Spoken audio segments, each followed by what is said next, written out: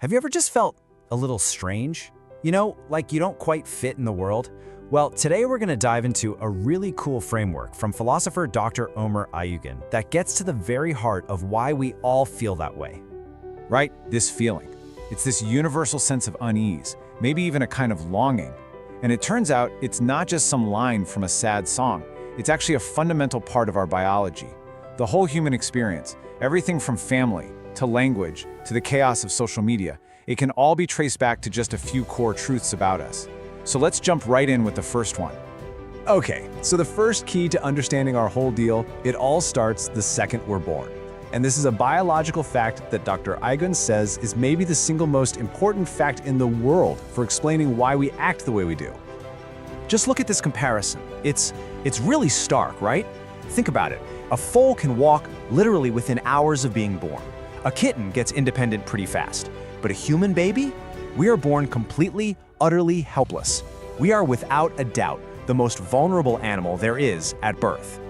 And this idea, which Dr. Ayugan first heard from a psychoanalyst named Iskander Sabashir, just nails it. Every human birth is a premature birth. I mean, get this. For us to be born with the same level of readiness as a baby chimp, we'd need to be in the womb for about 16 months, not 9.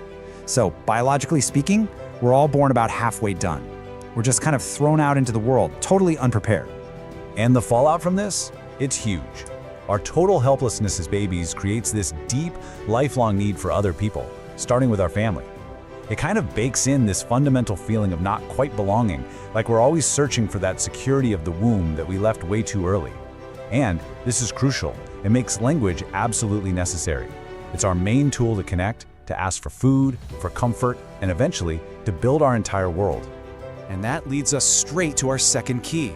See, our need to connect gave us language, but human language has this superpower. It's something that makes it completely different from how any other animal on the planet communicates. Okay, check this out. It's pretty wild. A honeybee can be told where to find good flowers, and it gets it. It understands. But, and this is the key, it can't then tell another bee. The information stops.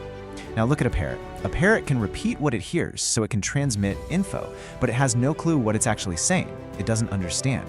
We're the only ones who can do both. We can understand information about stuff we've never seen ourselves, and then we can pass that exact same information on to someone else. And this ability to transmit information, it completely changes the game. See, animal communication is linear. 1 tells 5, and that's it, story's over. But human communication is exponential. An idea, a story, a warning, or, a piece of gossip, it doesn't just stop. The people who hear it become new broadcasters. It creates this viral, explosive spread. So here's why that matters so much. Our ability to pass on secondhand information is the foundation for, well, pretty much everything that makes our societies work. It's how we have history and science and laws. But it's also the engine for myths and ideologies, and yes, conspiracy theories. We literally live in a world that's built not just on what's real, but on the stories we tell each other.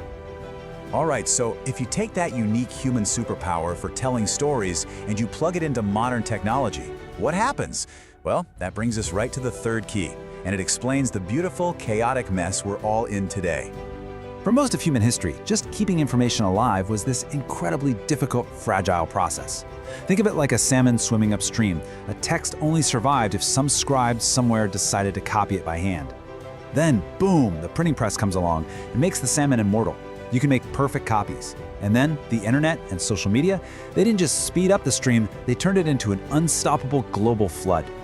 Dr. Ayugan has a great name for this new reality: folk writing. For centuries, the tools to spread ideas to the masses, writing, printing, publishing, they were controlled by a tiny group of elites: scribes, academics, journalists.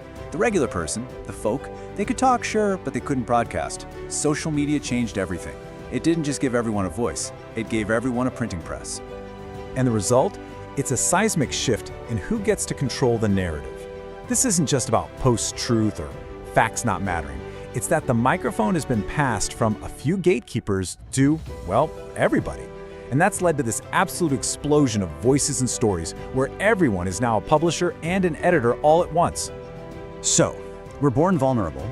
We are wired to live in a world of stories, and now everyone on the planet has a megaphone. What does this all mean for us? How are we supposed to navigate this strange new reality we've built? So let's just do a quick recap.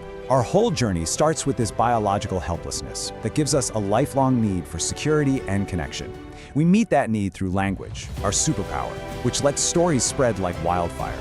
And today, technology has put that incredible story-spreading power right into all of our hands. Now, here's one of the biggest, most direct consequences of all this. Social media takes that deep-seated vulnerability, that little voice that's always afraid we don't belong, and it basically weaponizes it. It used to be we just compare ourselves to our neighbors. Now we are in a state of constant, relentless comparison with millions of carefully curated, perfect-looking lives online. It is a perfect recipe for feeling like you're not good enough. So what's the antidote? How do we push back? Well, the suggestion is to reconnect with direct, first-hand experience. The things our bodies know are real before anyone tells a story about them. Getting out in nature, making or just losing yourself in art and music, investing in real, meaningful relationships, or any kind of physical practice.